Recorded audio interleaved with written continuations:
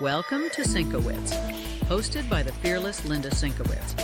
She's syncing you up with the latest in election integrity, from breaking headlines to critical updates you won't hear anywhere else. With Linda, it's facts first as she leads the fight for one vote for one legal voter.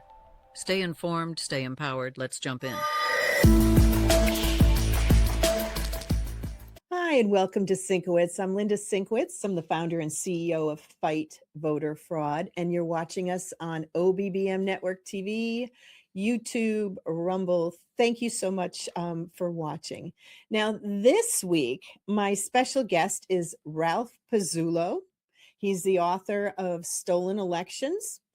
The states that we're going to be talking about are Florida, Georgia. I've actually got a couple articles on Georgia from Todd Wood, Iowa, Nevada, Pennsylvania. Then we'll go to our election vocabulary, trivia. We have national news, vote notes, and international news. And at the very end, you will have my final thoughts.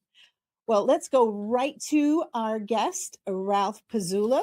He is the author of Stolen Elections. So welcome.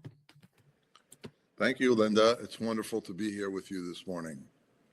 We really appreciate it. And you're out on the left coast. Yes, I am. I'm in Los Angeles. Yes. Okay. Well, why don't you tell us about how you got to writing this book on stolen elections? Okay. So about the spring of 2024, I'm an author. I've written over 30 books, and two of my books I wrote with Gary Bernson, who is a very decorated former CIA operations officer.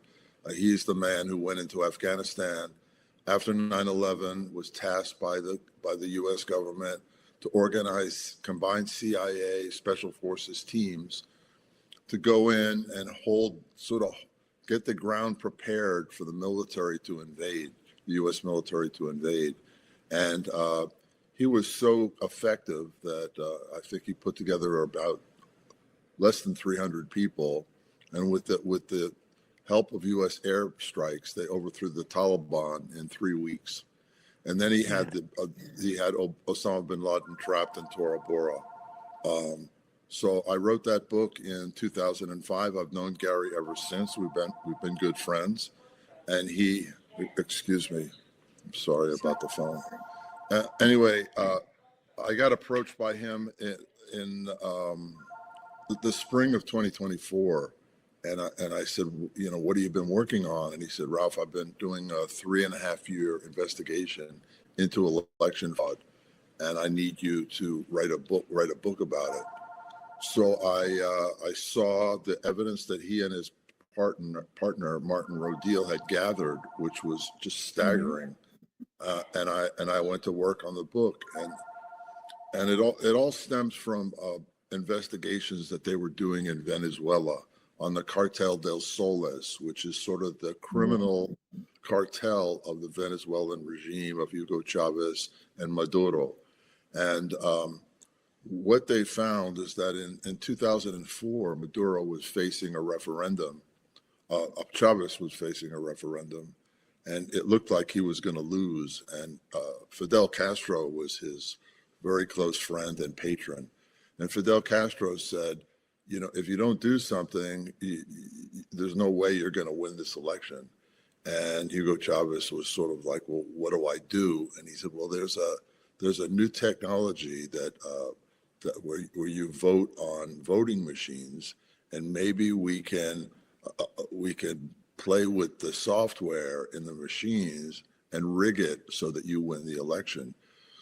So they hired 3 Venezuelan computer engineers, graduates of Simon Bolivar University, which is their version of MIT. And these gentlemen went to work. They developed a software, and they installed it in Olivetti touchscreen banking machines from Italy. And Venezuelans voted on those machines in 2024, and they stole the election. Hugo Chavez and Fidel Castro were extremely excited by this development, and Hugo Chavez gave these engineers $200 million. Venezuela is a very rich country. They have the highest Yes. oil reserves in the world, and the Cartel del Sol, their criminal cartel, which controls the regime, makes between $2 and $3 trillion a year in profits from drug trafficking. They control all drug trafficking in the Western Hemisphere, and a lot of it goes to Europe and the Middle East.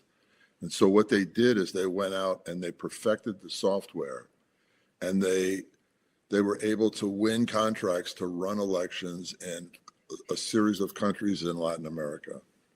And and in the early 2000s, there were Evo Morales, a leftist leader, was elected in Bolivia using these machines. Daniel Ortega in Nicaragua, a whole series of leftist leaders won unexpectedly in elections in Latin America. And people, Gee, how did that happen? yeah, how did that happen? Exactly. Gee, how did that happen? Yeah. Fidel Castro, whose ambition was always to spread his socialist communist government throughout Latin America, was extremely excited and pleased. They continued perfecting, these engineers continued perfecting this software, and they ended up starting to win contracts to run elections in districts in the United States. They founded a company called Smartmatic initially, and the first election that they ran was in Cook County, Illinois, in the 2008 Democratic primary, which pitted Barack Obama against Hillary Clinton. Barack Obama at the time was a little-known first-term U.S. senator, and Hillary Clinton had been the first lady and senator from New York, very, very well known, and she was much favored to win that primary. But these engineers, with their software and their voting machines, were able to steal that election for Hillary Clinton. Not for Hillary Clinton, I'm sorry, for Barack Obama. Yeah, Barack Obama. Yep. Obama. And Hugo Chavez, one of the people we've recruited is his security director. And he said that at that time, Hugo Chavez said, "Watch me, I'm going to elect the first Black man as president of the United States." And he did. And ever since then, these Venezuelan software installed in different types of voting machines have been able to manipulate the votes of every election that we have had since 2008. The software migrated from Smartmatic to Sequoia to different voting companies, and finally to Dominion, which was a Canadian company that they bought, and Dominion runs the elections in all most of the swing districts in the United States. They control 60% of the market in the United States. They continued with the company Smartmatic. Smartmatic still runs elections in LA County, which is the biggest election county district in the United States. And they also run elections in 72 countries around the world. And they have been doing so since 2008. And Gary and Martine were able to put together a criminal case against them. What they did was they as you do often when you're fighting, going against criminal cartels, is you recruit sources within that criminal operation. So over the course of 3.5 years, they recruited 18 different engineers and statisticians that work for the Venezuelan National Electoral Council, which is really the owner of the source code of the software of these voting machines. So they claim that the original software that was created, correct? That's just been expanded on. Okay. That's right. It's been perfected over the years, but it is owned and it is kept in a bank, in a vault in Venezuela. And over the years, they have recruited, and other enemies of the United States have joined this criminal cartel, which now includes China, Russia, Iran, and Cuba. and they are at war with they are all enemies of the United States, and they use this as one of their tools of what they call hybrid warfare to try to undermine our institutions and our democracy. And they do it with drug trafficking. They do it with election machines. They do it with terrorist disruptors that they send into the United States. The Venezuelan regime, in particular, funds a whole group called Tren de la Ragua. We've heard about it in the news. There are 20,000 of these, what you call terrorist disruptors in the United States. They're trained in Venezuela. A lot of them were former prisoners. They're bad guys. And they come into the United States to distribute drugs, to take over communities, to commit crimes. The Chinese also send people into our country. I mean, this is not a casual thing. It's a campaign against the United States. And right now, the election companies behind this have hundreds of engineers from Cuba, from Venezuela, from Iran, from China that run these elections, and they plan to steal a year ahead of time. So when they get the contract to run an election from an election district, the first thing they have are the poll books, and the poll books give them the intelligence on all the voters in the district, who votes, who doesn't vote, how many people are dead but are still on the logs, who votes Republican, who votes Democrat, and they, using that voter log information, poll books, they're able to come up with a plan to steal elections. They have 14 different ways in which they can manipulate the vote. Part of it using the software in the election machines. The machines themselves are made in China. The parts are made in China. They're shipped to Taiwan. They're assembled in Taiwan, and then they slap a "Made in Taiwan" label on them to make it appear that they're made in Taiwan, but they're really made in China. And then they're loaded with Venezuelan software. So our elections are run on Chinese voting machines using Venezuelan software. So what could go wrong? Both of whom are our enemies. Now, the disturbing part about this is that there's a lot of corruption and collusion within the United States, which I'm sure you've encountered, Linda. Oh yeah. In different voting districts, in courts. It goes all the way up to the White House. One of the things that President Trump is dealing with today is that as our enemies within. A lot of people have been paid off over the years. Oh, yeah. This system has been in place for 18 years. And so all this evidence that I'm giving you and all the evidence that's in my book, Stolen Elections, has been investigated by the FBI and the Justice Department.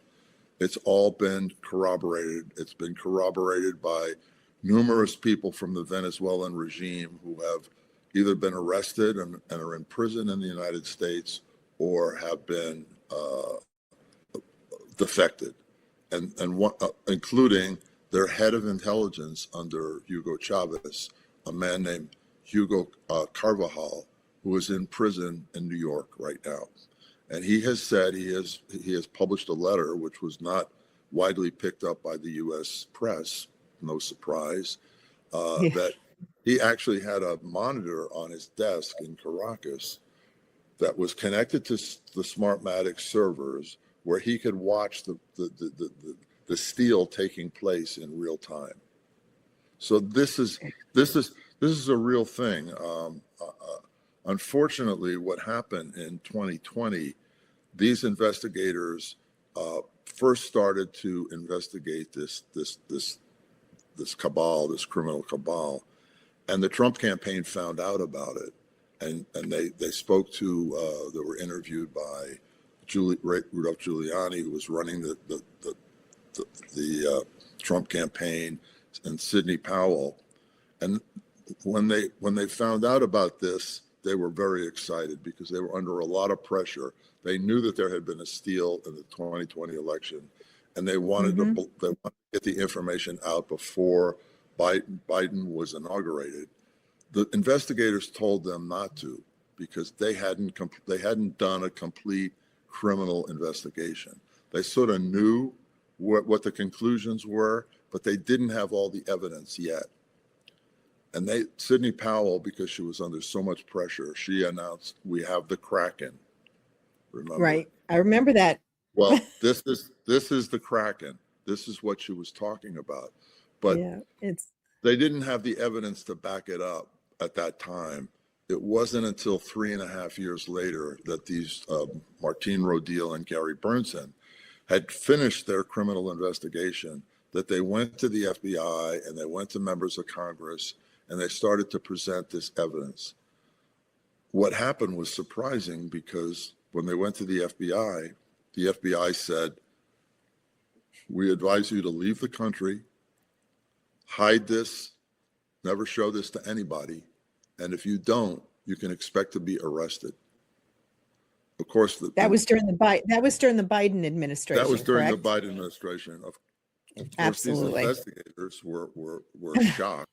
Gary Bernsen is probably the most decorated CIA operations officer in recent history. He never expected to hear this. They took the computer engineers that they had recruited, and they stashed them overseas in another country, and they built a computer lab for them with money from Patrick Byrne, so that they could start to show them how they stole each election, district by district, so they could recreate it and gather all the evidence that they could later, hopefully under a new administration, take to them and get some sort of traction. And that's what happened when Donald Trump was elected in 2024. Now, the reason Thank goodness. Thank goodness. Thank goodness we have him. Thank goodness. And the reason he was elected, and that they were trying to steal the election for Kamala Harris. But the team that these guys put together were able to hack the servers in Belgrade, Serbia, that are run by China, Huawei servers, and shut them down so that they were not able to manipulate the result. And so the 2024 election, there was a real result, or close to a real result, and Donald Trump was elected president. Wow. So now we are waiting. That the Justice Department has issued subpoenas. They have arrested. They have issued indictments of some people. They're starting. We've been very patiently waiting for all this information to come out. We expect that it will come out soon, but it's always a battle because, like I said before, there are people within the administration who are blocking this. Oh, absolutely. One of the reasons one of the reasons that I was going to say, yeah, go ahead. That, I mean, even at the DOJ, we have not gotten everybody out that, should be out of the Department of Justice. So that's why taking it a step at a time in pushing things forward has taken this long. Yes. With all the evidence and everything that you have. I mean, our time is running short here. So I want to make sure people know you can get Stolen Elections. You can get it on Amazon, among other places. Definitely get this book from Ralph Pezzullo. And Ralph, I really want you to come back on again in a few months. I'm going to ask that you come back on again and give us an update. So in closing, is there anything else you want to make sure we get out there? That's all I want to tell your listeners is to, don't be passive. This is a campaign. We're trying to get this information out. The mainstream media is not helping us spread the news, but other podcasts like yours are. And people need to read this book and look at this information, draw their own conclusions, and put pressure on your local officials, your congressmen, your senators, the president, we're in a fight to save our democracy. And we will, with your help as well. We So again, will. it's Stolen Elections by Ralph Pezzullo. We want everyone to go and get this book.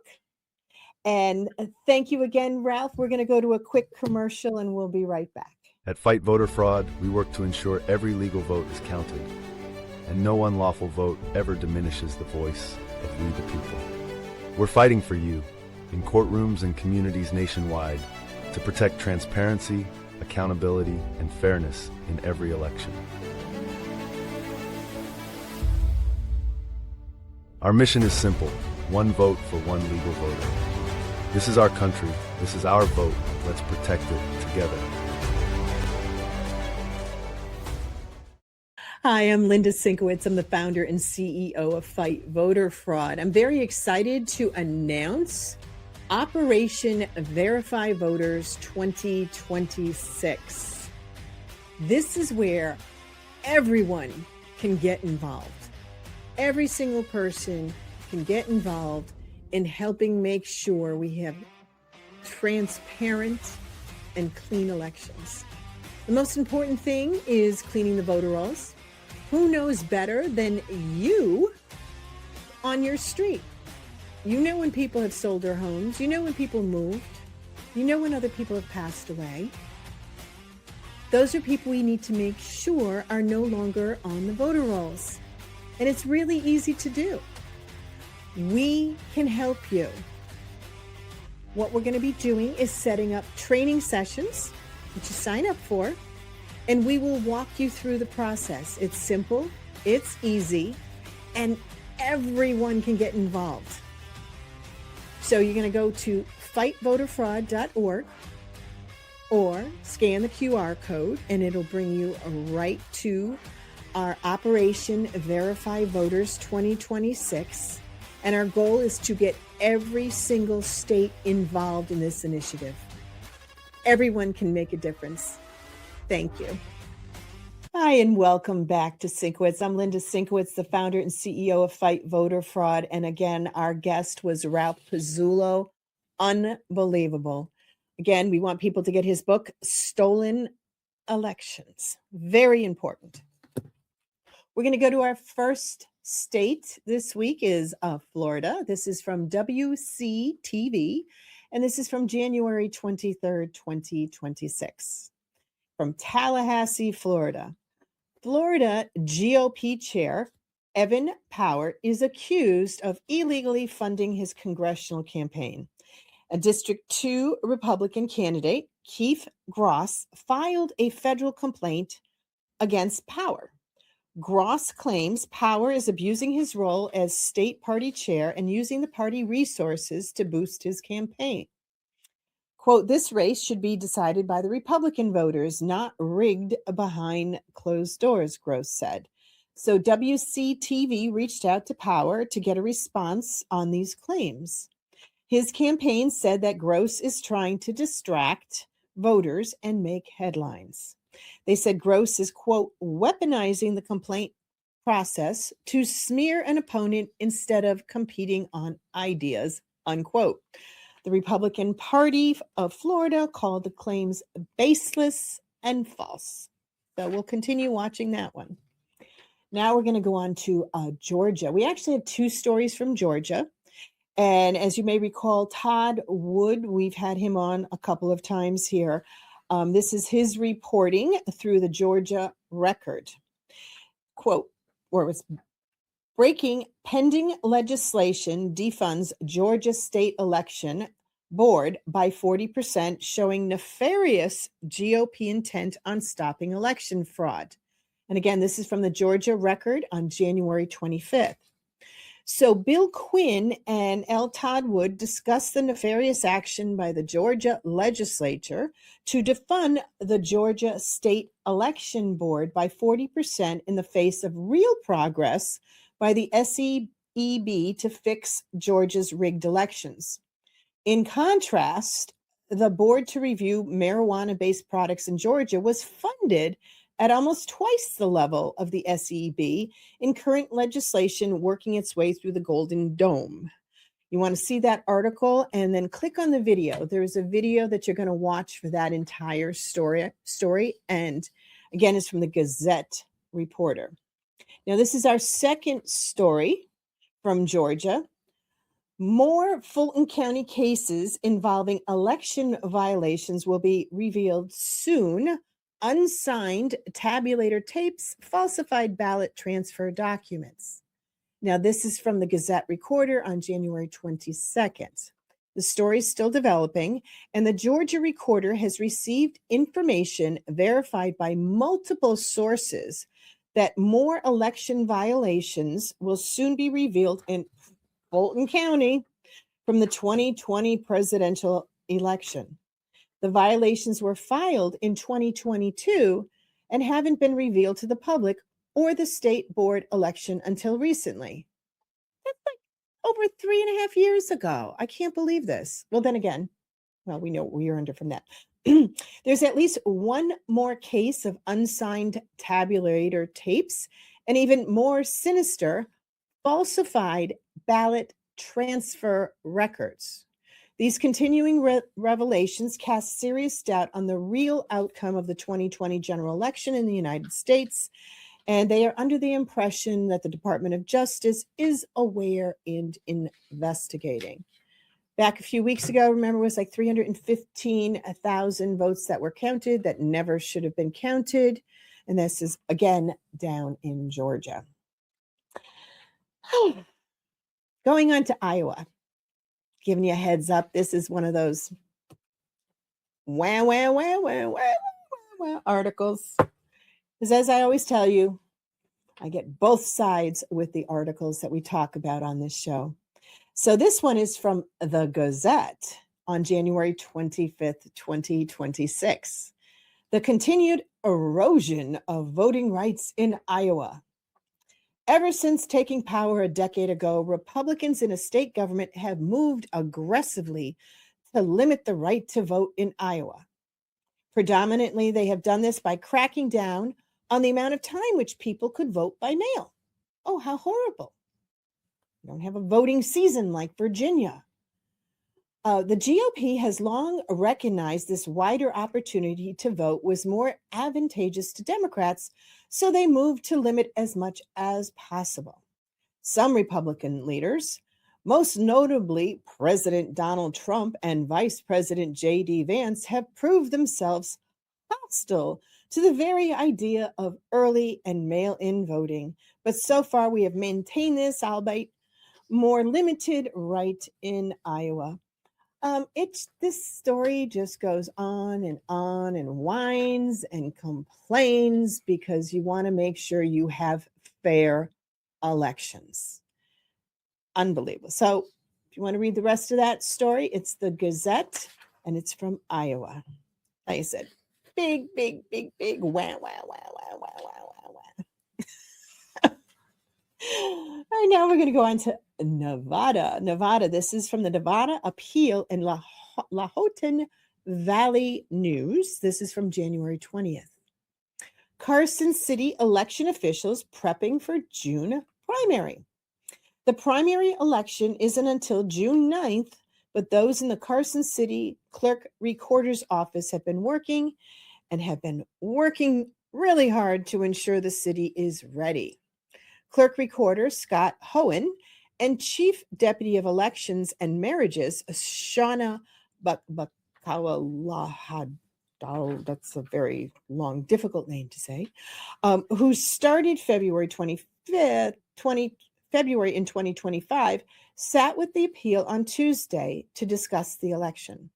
The local office has seen half a dozen test elections with the Secretary of State's office in the last year and has another test slated in February. Judicial candidate filing is complete, and non-judicial candidate filing isn't until March 2nd to the 13th. Having surpassed a population of 60,000, the city will need to add a third justice of the peace and a special filing period for that position, which Hohen hopes will run concurrently with the non-judicial filing period. He said 90 days before the primary, the federally mandated blackout period begins where he can't work on voter roll maintenance.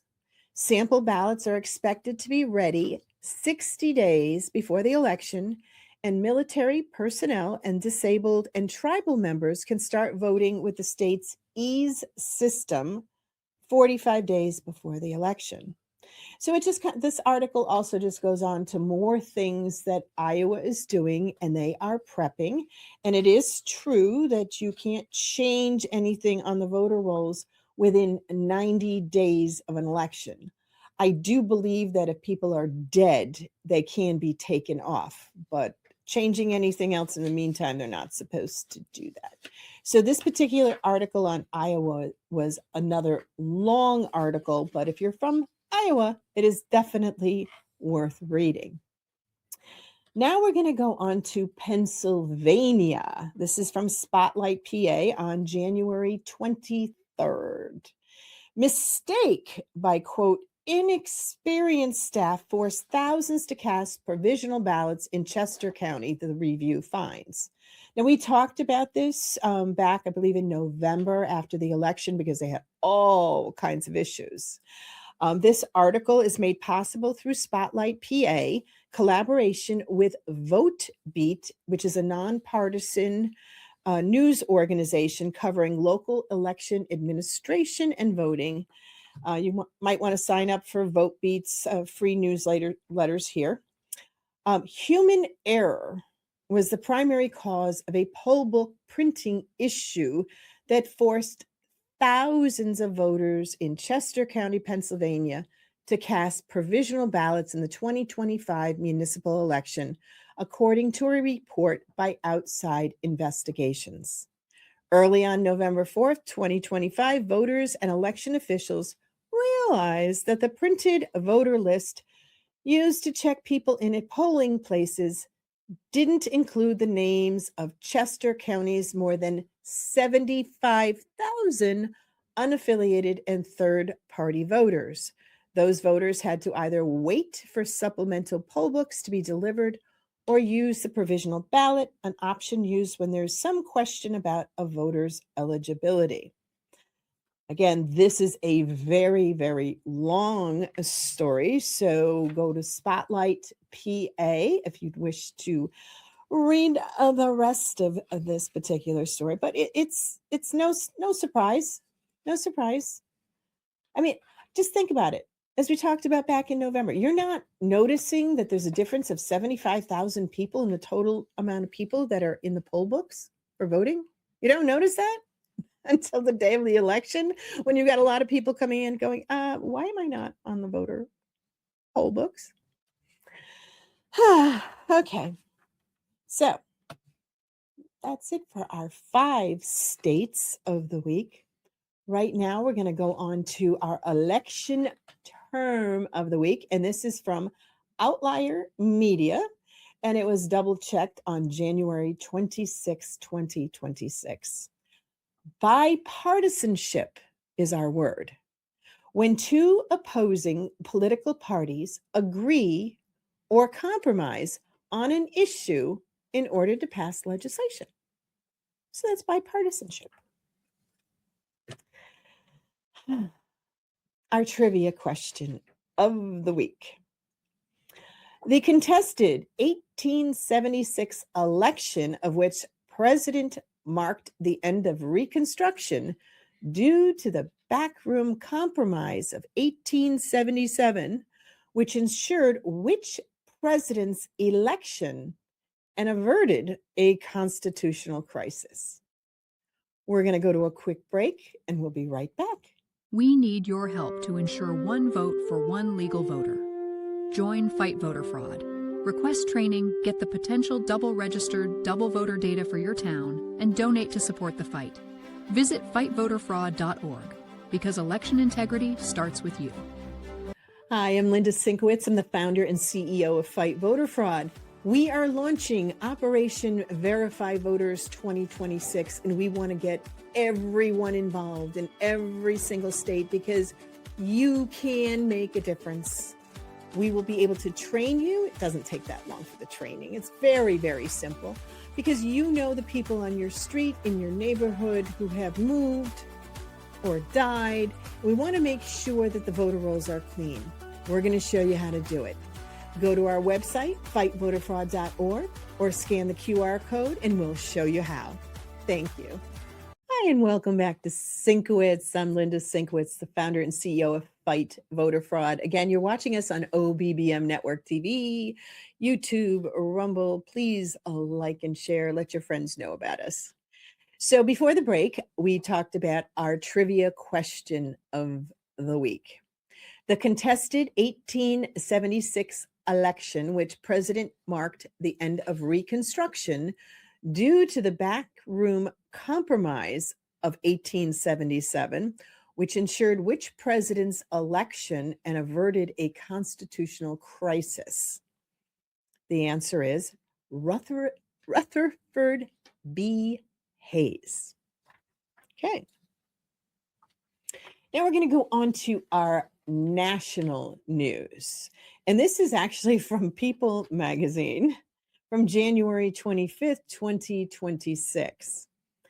Pam Bondi tells Tim Walz that handing over Minnesota's voter rolls can help prevent another, quote, national tragedy. Read her full letter. Now, with this story, again, we show you where to find it. It's a very, very long story. But Attorney General Pam Bondi wrote a letter of demands to Minnesota Governor Tim Walz that she can, quote, bring an end to the chaos, unquote, after the fatal shooting of Alex Preddy in Minneapolis on Saturday, January 24th.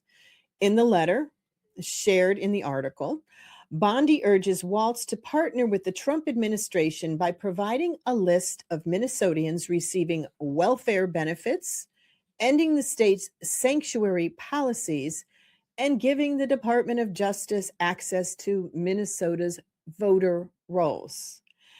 After Bondi's letter was made public, Walz, of course, posted on X, quote, they think they can provoke us into abandoning our values. They're wrong, unquote.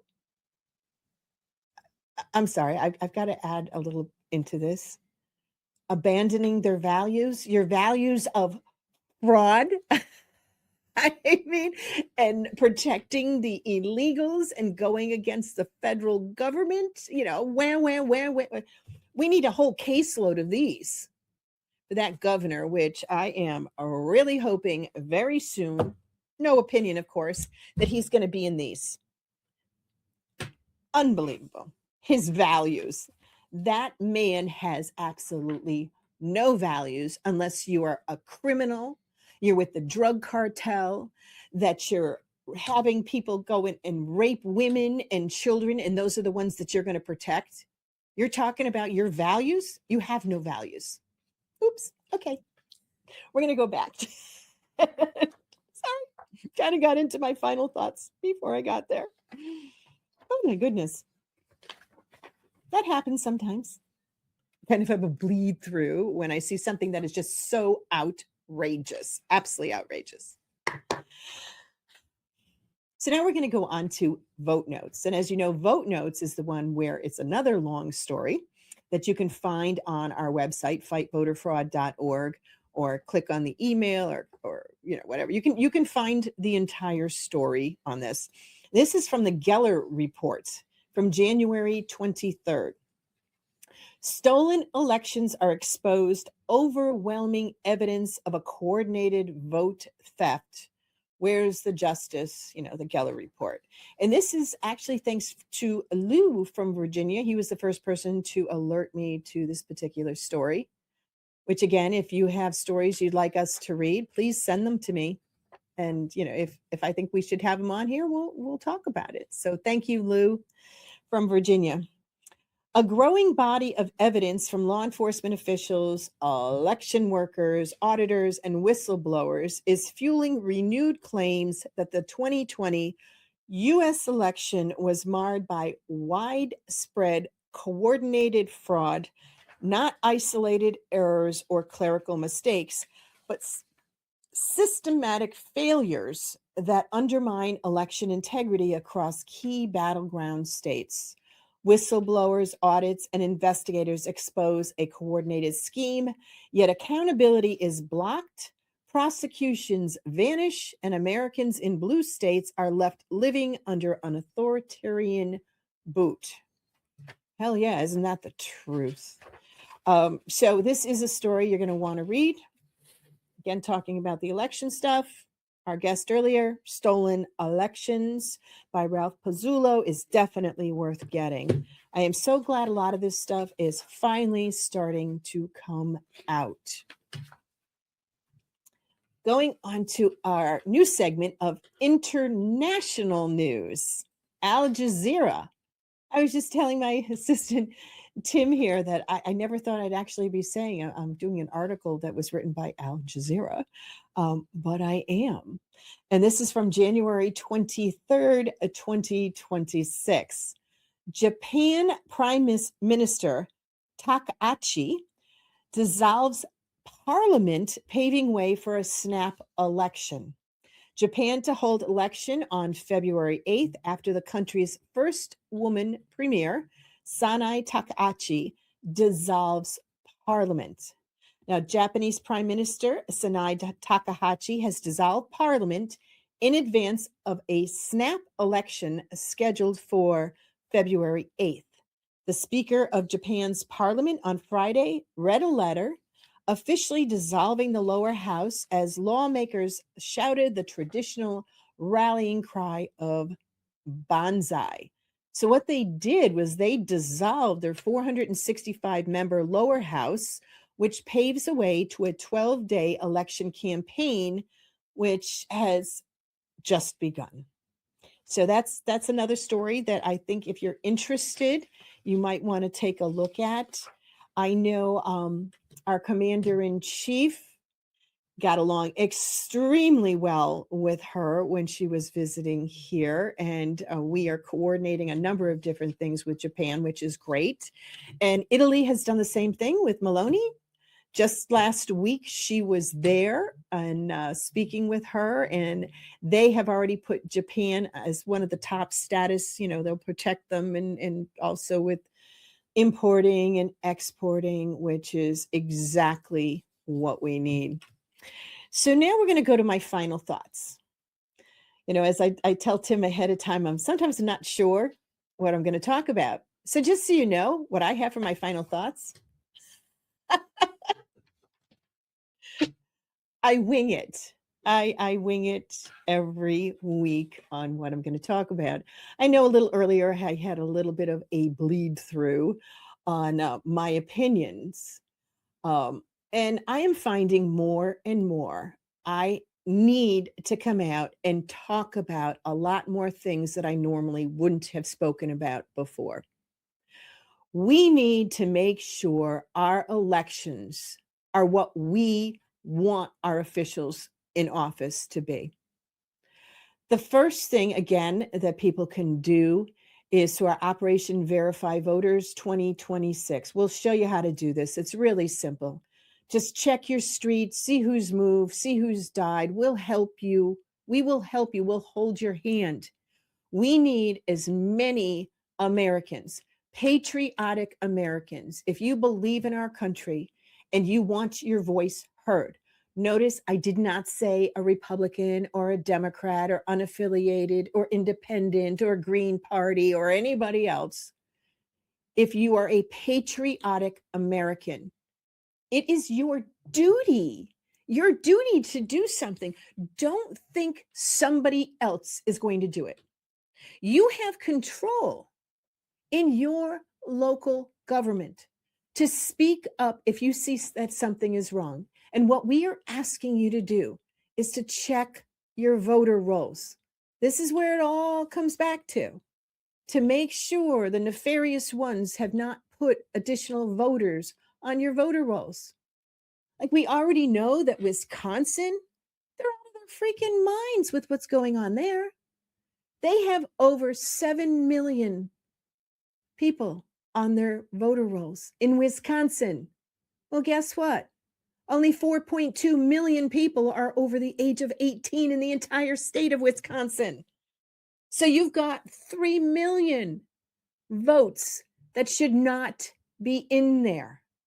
And that is if every single person over the age of 18 that is qualified was actually voting. We have serious issues with the voter rolls, which is why, again, the Department of Justice is asking all the states for a snapshot. Show us your voter rolls. Those are so easy to analyze. And again, the ones that have the pushback are always the Democrats. Oh my God, they want my social security number. Hey, guess what, sunshine? They already have it. You get your social security number through the federal government, okay? And you put it on your tax return. You put it on your employment. You put it on your bank account. Your social security number is in so many different places. So every time I hear the Democrats that don't want to give the government the voter rolls because, oh my God, they'll see their social security number. Wake up. Come on. I don't know. When God was giving out brains, were you like in the restroom? I mean, what the hell were you doing? Come on, people, have some common sense. Common sense here. We need to fix a problem that even our guest, Ralph Pezzullo, has said since 2008. Our voter rolls have been electronically manipulated at that point. That's just on election day. But there's so many other things that have gone on before then and continue to go on. Why do you think these states, especially the blue states, Connecticut, why they're not turning over the voter rolls? Do they have something to hide? Absolutely. Absolutely. So let's get everyone involved, everyone across the country. Like I said, we'll train you. Go to our website, send an email through info@fightvoterfraud.org. We'll train you. It takes 15 minutes, maybe a little longer, on what you can do. You can make a difference. But let's try to make this election one of the voice of the people, not of the fraudsters and not everybody else who needs to stay in power because God forbid you'd actually have a Doge type thing going on in your state. And you know how many people are going to be uncovered that are accepting bribes or sending our tax dollars to illegals or out of the country? How many billion in Minnesota? Well, guess what? There's over 250 billion already uncovered in California. Those are our tax dollars. Really. You've got Maine. You have multiple states that have been taking our tax dollars. So in order for us to actually have free and fair elections, we need you. You can make a difference. You don't have to join a group. You can just check even your street, a couple of names. Check and see if you're still on the voter rolls because you moved from Texas and you went to Virginia, but you didn't notify Texas that you're no longer on the voter rolls. Don't think somebody else is going to do it. Take responsibility. And for parents out there that are voting for their college kids via absentee when it's sent to the house, knock it off. You're going to get your kids in trouble because some of your kids are actually voting in the state that they're going to college in. Big problem. All of us can help solve it.